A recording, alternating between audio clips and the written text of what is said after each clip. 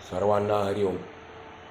सुखासारिखे पूर्ण वैराग्य जाचे, वसिष्ठापरी ज्ञान योगेश्वराचे. कवी वाल्मिका सारिखा मान्य ऐसा, नमस्कार माझा सद्गुरु रामदासा. श्रीमद दासबोध दशक 18. आज आपण 6व्या समासाचा थोडक्यात अभ्यास करणार आहोत. या 6व्या समासाचं नाव आहे उत्तम पुरुष विवरण. उत्तम पुरुष विवरण. या 18व्या दशकाच्या 4थ्या समासामध्येच श्री समर्थांनी आपल्याला असे स्पष्ट सांगितले आहे की जे जे देह धरून आले, जे जे हे शरीर धारण करून आले, ते ते काही करून गेले. म्हणजे या जगात ज्यांनी ज्यांनी देह धारण केला, शरीराला आले, त्या प्रत्येकाने जगामध्ये काहीतरी कर्म केले. आता कर्म करणे म्हणजे काय, तर समर्थ सांगतात कर्म करणे म्हणजे बदल करणे. या दृष्टीने प्रत्येक माणूस जगामध्ये काहीतरी बदल करतो. अर्थात हा बदल चांगला किंवा वाईट कोणताही असू शकतो. ज्या माणसाच्या अंगी विशेष कर्तृत्व शक्ती वास करते, ज्या माणसाच्या अंगी विशेष कर्तृत्व शक्ती वास करते, ती जगामध्ये अनेक बदल घडवून आणते. त्या कर्तृत्व शक्तीच्या जोरावर माणसाला जगामध्ये अनेक प्रकारचे बदल घडवून आणता येतात. पण हा सगळा व्यवहार स्वार्थाच्या पार्श्वभूमीवर केला जातो. आणि याच्या उलट काही माणसे अशी जन्माला येतात की त्यांच्या अंगी मोठे कर्तृत्व असते, पण त्यांचा सारा कर्मसंसार, त्यांची सर्व कर्मे ही निस्वार्थीपणाच्या पवित्र पार्श्वभूमीवरती अवलंबलेली असतात, उभारलेली असतात. श्री समर्थांचे म्हणणे असे आहे की अशी माणसे भगवंताच्या कृपेला पात्र झालेली असतात. ज्यांची कर्मे निस्वार्थीपणाने केलेली असतात, ती माणसे भगवंताच्या कृपेला प्राप्त झालेली असतात. ईश्वरी शक्ती त्यांच्या मागे रक्षणासाठी सदैव सिद्ध असते, कारण त्यांच्या हातून घडणारे कार्य ईश्वरी कार्य असते. प्रत्येक समाजामध्ये, प्रत्येक शतकामध्ये मानवी जीवनाच्या भिन्न भिन्न क्षेत्रात, वेगवेगळ्या क्षेत्रात असली माणसे निर्माण होत असतात. स्वामीजींच्या काळात भारतीय हिंदू समाजात शिवाजी राजा असा उत्तम पुरुष होऊन गेला. त्याचे शब्दचित्र या समासात आढळते. शिवाजी महाराजांसारख्या माणसाच्या हातून मोठी भव्य आणि अद्भुत कामगिरी पार पडते. शिवाजी महाराज एक उदाहरण दिलं, पण त्यांच्यासारखी जी माणसं आहेत त्यांच्या हातून मोठी अद्भुत भव्य कामगिरी पार पडते.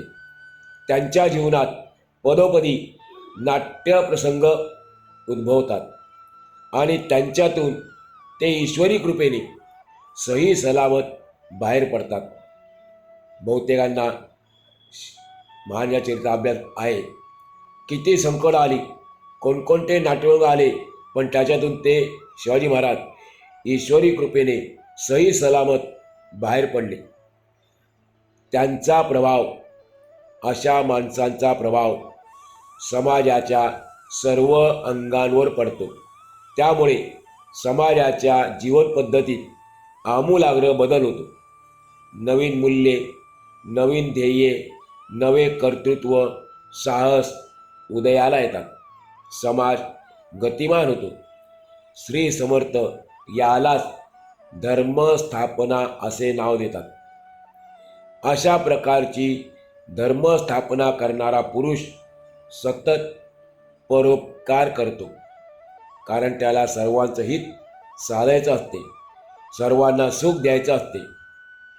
परोपकार केल्याने या दोन गोष्टी आपल्याला प्राप्त होतात. आपल्या हातून दुसऱ्यांचं हितही होतं आणि त्याला सुखही मिळतं. पुष्कळ लोकांना असा पुरुष सांभाळतो, पुष्कळ लोकांना असा पुरुष आधार देतो. अशा प्रकारचे उत्तम पुरुष पूर्वी झाले, आता आहेत आणि पुढे भविष्यातही होणारच आहेत. प्रत्येक माणसाला शरीराचे आणि मनाचे अशी दोन जीवने असतात. दोन अंग आहेत, एक शरीराचं एक अंग आहे आणि दुसरं एक अंग आहे मनाचं अंग आहे. अशी दोन जीवन आहेत प्रत्येक माणसाला. शरीर वस्त्रे अलंकार इत्यादी गोष्टींनी सुंदर केले जाते, सजवले जाते, तर मन विवेकाने आणि चातुर्याने सुशोभित केले जाते. शरीरापेक्षा मनाच्या सुशोभीकरणाला, शोभिवंतपणाला अधिक महत्त्व आहे. माणूस बाह्य अंगाने कसा दिसतो याला महत्त्व कमी आहे, पण तो अंतरंगाने कसा आहे, त्याचं मन कसं आहे याला महत्त्व आहे. त्याचे मन विवेकाने आणि चातुर्याने सुशोभित केले जाते. शरीरापेक्षा या मनाच्या सुशोभीकरणाला महत्त्व आहे. स्वामी सांगतात, समजा एखाद्या माणसाचे शरीर मोठे सुंदर व सतेज, सतेज म्हणजे तेजस्वी, तेजासहित असं आहे, शिवाय चांगल्या वस्त्रांनी व आभूषणांनी म्हणजे दागदागिन्यांनी ते शृंगारले आहे, तरी पण त्याच्या अंतर्यामी जर चतुरपणा, चातुर्य नसेल तर ते शरीर शोभून दिसत नाही. शरीर बाह्यांगाने शोभून दिसत नाही आणि अंतर्गत पण शोभून दिसत नाही. जो माणूस तोंडाळ आहे, म्हणजे तोंडाला येईल तो बोलतो, फटकळ आहे, जो माणूस तोंडाळ आहे, कठोर वचनी आहे, अभिमानी व शीघ्रकोपी, शीघ्रकोपी म्हणजे लगेच रागावणारा, ज्याला लगेच राग येतो त्याला म्हणे शीघ्रकोपी, असा जो कोणी आहे, दुष्ट आणि विश्वासघातकी आहे, तो माणूस पापी आणि लहरी राक्षसच समजावा. तोंडाळ हे कट स्वभावाचा आणि कठोर शब्द बोलणारा माणूस निरंतर अभिमानाच्या, अहंकाराच्या मदाने डुलत असतो. तो आपल्या मनात न्याय नीतीचा विचारसुद्धा आणत नाही. असा माणूस मोठा तरेवाईक असून नेहमी शीघ्रकोपी असतो. तो कोणाची कधीही मर्यादा ठेवत नाही. राजकारणामध्ये जुळवून घ्यायला तो कधीच तयार होत नाही. असा दुष्ट माणूस बेईमानी किंवा बेभरोशाचा असतो. त्याच्या बोलण्यात कधीही खरेपणा नसतो. अशी लहरी आणि पापी माणसे म्हणजे समाजातील राक्षसच समजावे. राजकारणात सर्व प्रसंग सारखे नसतात, त्यामुळे तेथे एकच नियम चालणार नाही आणि त्यामुळे राजकारणामध्ये नियमाला परिवर्तन असलं पाहिजे. नियम जे आहेत ते परिवर्तनशील असले पाहिजेत. अति सर्वत्र वर्जावे, आपण हे वाक्य ऐकलेलं आहे. सर्व ठिकाणी प्रत्येक क्षेत्रामध्ये अति जे आहे त्याचा त्याग करावा, म्हणजे थोडक्यात कोणत्याही गोष्टीचा अतिरेक करू नये. आपल्यावर तुळजाभवानी मातेची कृपादृष्टी आहे, तरी विचाराने कार्य करावे, सारासार विचाराने कार्य करावे, नेहमी सावधान राहावे, फार आग्रह धरू नये, कोणत्याही गोष्टीचा फार आग्रह धरू नये. आपल्यावर निष्ठा असणाऱ्या लोकांना सांभाळावे. आपल्यावर ज्यांचा विश्वास आहे, निष्ठा आहे, अशा लोकांना आपण सांभाळावे. दुर्जनांचे बंड फार दिवस माजले आहे, म्हणून आपण खबरदारीने असावे. काळजीपूर्वक राहावे. वेळ सदैव सारखी नसते. वेळ सतत बदलत असते आणि म्हणून यासाठी एकच नियम सतत चालू शकत नाही. नियमाचा आग्रह धरला, नियमाचा हट्ट धरला तर राजकारणामध्ये अनेक अडचणी येतात. माणसाने जसा प्रसंग असेल तसे वागले पाहिजे. विचारवंताने हट्टीपणाने उगीत आग्रह धरून आपल्याच एका पुढे चालवू नये, आग्रह धरून बसू नये. कारण एखाद्या गोष्टीचा फार हट्ट धरला, आग्रह धरला तर आपसात फूट पडते. त्यामुळे 2 किंवा जास्त पक्ष निर्माण होतात. अशा परिस्थितीमध्ये कोणत्या तरी एका पक्षाचा शेवट व्हावाच लागतो. जर आपण एखाद्या गोष्टी हट्ट धरला तर फूट तर पडते, पण 2 पक्ष झाले तर एका पक्षाचा पुढे भविष्यात अंत होतो, शेवट होतो. पण त्यात एक गोष्ट चांगली आहे, ती अशी की भगवंताला आपला निश्चित अभिमान आहे. त्याने आपल्याला त्याचे बालक म्हटले आहे आणि त्यातही तुळजाभवानी मातेची आपल्यावर विशेष कृपा आहे. परंतु हे जरी खरे असले, या सर्व गोष्टी आपल्या अधून असल्या जमेच्या, तरी कोणतेही कार्य घाईघाईने कसे तरी करू नये. नेहमी विचार करूनच करावे. जो माणूस सतत सावधपणाने वागतो त्याला आणखी वेगळी सूचना द्यायची गरज नाही. पण तरीही काही गोष्टी त्याने सुद्धा ध्यानात ठेवून वागणे जरुरीचे आहे. थोर आणि सामर्थ्यसंपन्न माणसांजवळ पुष्कळ माणसे असतात. अशा माणसांचा आपण अभिमान धरला पाहिजे. मग ती माणसेसुद्धा एकनिष्ठ होऊन जातात. आपल्याशी अशी माणसे एकनिष्ठ होतात. फार दिवसापासून दुर्जन म्लेच्छांचे मोठे बंड माजले आहे. या कारणाने आपण सतत सावधपणाने खबरदारीने वागावे. कारण केव्हा धोका होईल याचा काही नेम नाही, ते सांगता येत नाही.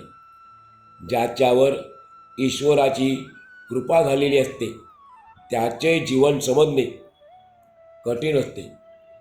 त्याच्या हातून कल्पनेच्या बाहेर गोष्टी घडत असतात.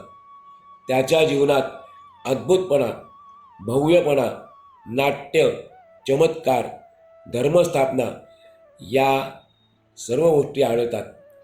ईश्वरच खरा सर्व करता आहे. तो ईश्वर ज्याचा अंगीकार करतो, तो भगवंत ज्याच्यावर कृपा करतो, त्या पुरुषाचे जीवन एखाद्यालाच कळते, सर्वांना कळत नाही. न्याय, नीती, विवेक, नाट्य, चमत्कार, अनेक प्रकारच्या संकटांना तोंड देणे, दुसऱ्याच्या अंतःकरणाची बरोबर परीक्षा करणे, या गोष्टी ज्या पुरुषाच्या जीवनात आढळतात त्याच्यावर निश्चितच भगवंताची कृपा झालेली असते. खबरदारीने केलेला मोठा प्रयत्न, कठीण प्रसंगामध्ये धरलेला मोठा धीर आणि अद्भुत कार्य घडवून आणणे, ही सर्व ईश्वरी कृपेची स्तर लक्षणे आहेत. ज्याच्या यश, कीर्ती, प्रताप, महिमा आणि उत्तम गुणांना सीमाच नाही, ज्याच्या उत्तम गुणांना मर्यादाच नाही, ज्याला दुसऱ्याची उपमा देता येत नाही, त्याच्यावर भगवंताची कृपा आहे असे निश्चित समजावे. जो पुरुष किंवा जो माणूस देव आणि ब्राह्मणांना मानतो, त्यांना मान देतो, आचार व विचार सांभाळतो, पुष्कळांना आधार देतो आणि ज्याच्या हातून सतत निरंतर परोपकार घडतो, असा माणूस ईश्वरी कृपेला पात्र झालेला असतो. प्रपंच आणि परमार्थ दोन्हीकडे ज्याचे योग्य लक्ष असते, प्रपंच आणि परमार्थ दोन्हीकडे ज्याचे योग्य लक्ष असते, म्हणजे जो दोन्ही गोष्टी लक्षपूर्वक करतो, प्रपंचही करतो काळजीपूर्वक, तसाच परमार्थ काळजीपूर्वक करतो, तो माणूस ईश्वराच्या कृपेला पात्र झालेला असतो.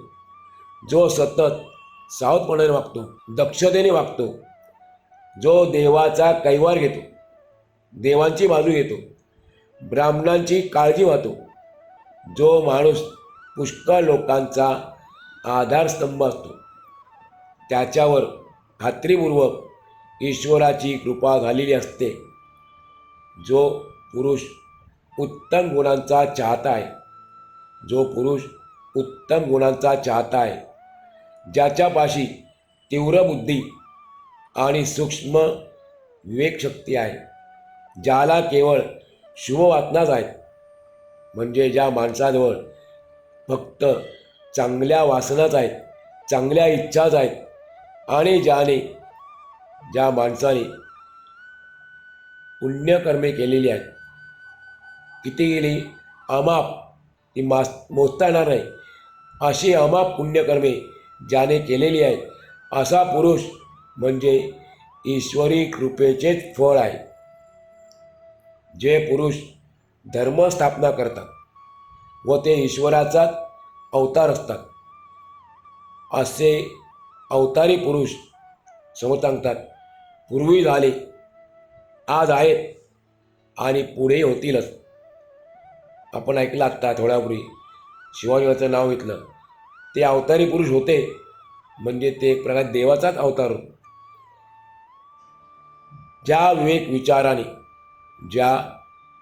विचाराने आणि योजनेमुळे प्रपंच आणि परमार्थ दोन्ही नीटपणे पार पडतात, ज्या विवेक विचाराने आणि ज्या योजनेमुळे प्रपंच आणि परमार्थ दोन्ही नीटपणे पार पडतात, तो विचारवंत, तो विचार करणारा पुरुष हे सर्व या गुणांचे सार आहे, त्याच्या गुणांचे सार आहे. अशा प्रकारे श्री दासबोधाच्या गुरुशिवमनातील 18 दशकातील उत्तम निरूपण नावाचा 6वा सहज पूर्ण झाला. आपण या ठिकाणी आजचा भाग पूर्ण करू, पुढच्या हवचा अभ्यास करूया. हरिओम. वसुदेव